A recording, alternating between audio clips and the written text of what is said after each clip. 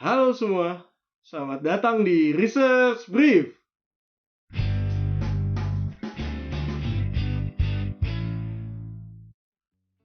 Di video sebelumnya, gue sempat bahas soal bagaimana cara bikin research plan. Dan di situ gue ngejelasin dikit bahwa metode research itu ada macam-macam. Nah, di beberapa episode ke depan, gue akan coba bahas soal metode-metode research itu. Secara umum sebenarnya metode research ada dua, berdasarkan cara pengambilan datanya dan berdasarkan analisa datanya. Yang pertama kuantitatif, yang kedua kualitatif. Masing-masing punya fungsinya masing-masing ya. Jadi bukan saling ngelawan-ngelawan gitu ya, justru saling melengkapi. Di episode kali ini gue akan coba bahas soal kuantitatif dulu ya. Sesuai namanya, metode kuantitatif itu bicara kuantitas atau jumlah.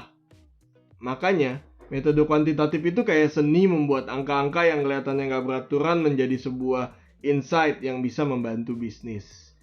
Terus kapan kita perlu pakai metode kuantitatif? Ini ada beberapa contoh pertanyaan penelitian yang akan cocok dijawab dengan metode kuantitatif. Misalnya, berapa banyak sih orang yang pakai COD? Seberapa puas sih orang pakai sampo X? Atau, apakah jenis kelamin mempengaruhi keinginan langganan Netflix?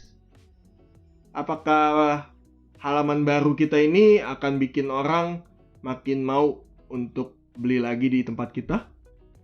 Atau seberapa percaya sih orang terhadap vaksin corona yang merek X?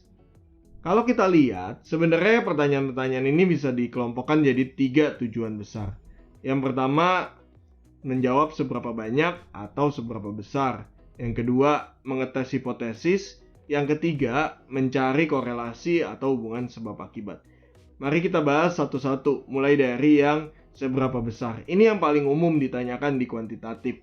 Seberapa besar sih atau seberapa banyak sih orang atau pengguna yang punya perilaku, kepercayaan atau persepsi, atau perasaan yang udah sesuai dengan harapan kita. Contohnya, dari kuantitatif kita akan bisa tahu berapa banyak orang yang beli produk kita, lihat produk kita sebagai merek berkualitas, dan seberapa puas orang terhadap produk kita itu. Metode kuantitatif juga cocok untuk tes asumsi atau hipotesis kita. Jadi kalau kita udah punya asumsi atau hipotesis tapi belum 100% yakin, ya kita tes aja. Ini bisa dilakuin karena jumlah partisipannya banyak dan dilakukan secara terstruktur. Jadi hasil risetnya dipercaya akan sesuai dengan kondisi yang ada di populasi. Atau biasa kita sebutnya generalisasi.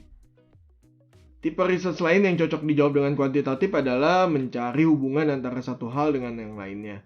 Umumnya, ini dipakai untuk cek apakah ada hubungan antara user dengan profil tertentu dengan suatu perilaku atau persepsi yang kita lagi mau cari tahu. Ini analisanya akan perlu teknik-teknik statistik kayak t-test, Pearson correlation, ataupun regresi. Detail tiap teknik itu apaan, gue kasih link artikel tentang itu di deskripsi aja ya, biar nggak kepanjangan. Kita udah tahu nih, cocoknya metode kuantitatif itu dipakainya kapan aja. Cuman jadi gimana ya cara pakainya? Ada beberapa contoh teknik dari metode kuantitatif yang akan gue bahas sedikit ya. Detailnya masing-masing itu akan gue bahas di episode yang terpisah lagi aja. Yang pertama, ada survei pastinya. Yang mungkin kita semua udah tahu lah ya. Kita bikin kuesioner berdasarkan tujuan penelitian yang mau kita jawab. Lalu ya disebar atau dipanggil orang untuk ngisi gitu ya. Ada beberapa contoh online questionnaire platform yang populer sekarang. Yang pertama pastinya Google Form, lalu ada Typeform, ada SurveyMonkey, dan juga ada yang lebih advance Qualtrics. Yang kedua ada juga social media analytics. Ini tuh kayak mengobservasi tren sosial media untuk tahu apa sih yang lagi diomongin sama orang-orang.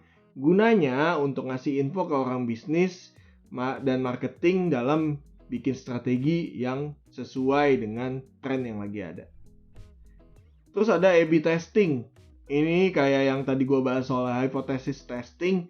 Jadi kita punya beberapa asumsi ide yang akan berhasil, terus kita tes mana yang paling oke. Bisa lewat survei dengan 2 set kuesioner, atau kalau digital bisa juga eksperimen. Misalnya ada users yang dapat tampilan web A, ada users yang dapat tampilan web B. Nanti dibandingin mana yang lebih berhasil berdasarkan kriteria sukses tertentu. Selanjutnya ada juga mystery shopping. Ini biasanya marketing research.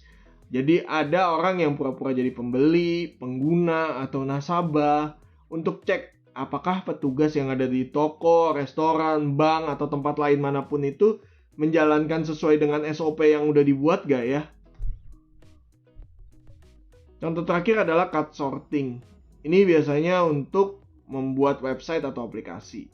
Tujuannya untuk tahu gimana sih cara para pengguna itu mengelompokkan informasi, atau istilah kerennya disebut information architecture. Caranya, kita minta pengguna mengelompokkan beberapa informasi berbeda jadi kelompok-kelompok yang masuk akal buat mereka, dan minta mereka kasih nama grup-grupnya. Setelah tahu kapan cocoknya pakai kuantitatif dan beberapa contoh teknik kuantitatif, ada beberapa hal yang perlu diperhatikan saat melakukan research kuantitatif. Yang pertama soal sampling. Kita mesti memastikan cara memilih partisipan dan jumlahnya bisa mewakili populasi. Biasanya minimal per kriteria partisipan itu 100 orang. Tapi balik lagi ya, kalau populasinya gede banget, ya mesti lebih juga jumlah sampelnya. Kalau kedikitan, takutnya kita nggak bisa generalisasi fenomena yang ketemu di penelitian kita beneran ada nggak di populasi.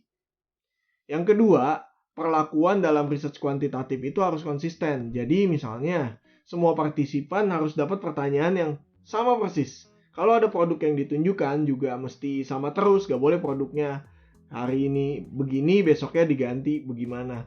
Kalau nggak, kita nggak bisa yakin bahwa kesimpulan yang kita ambil itu ajak. Yang terakhir, pastikan saat kita presentasikan data kuantitatif, kita juga mesti kasih tahu angka-angka itu bisa berguna buat apa ya. Jadi nggak cuma bacain grafik atau tabelnya. Jadi orang juga paham dan akhirnya gampang buat narik kesimpulan. Jadi bisa membantu bisnis deh untuk dapetin insight-nya yang tadi. Terima kasih udah nonton episode kali ini. Semoga berguna pembahasan kali ini. Kita akan lanjutin metode selanjutnya yaitu kualitatif di episode berikutnya. Jangan lupa like, subscribe, dan share video ini kalau merasa video ini berguna. Sampai jumpa di episode berikutnya.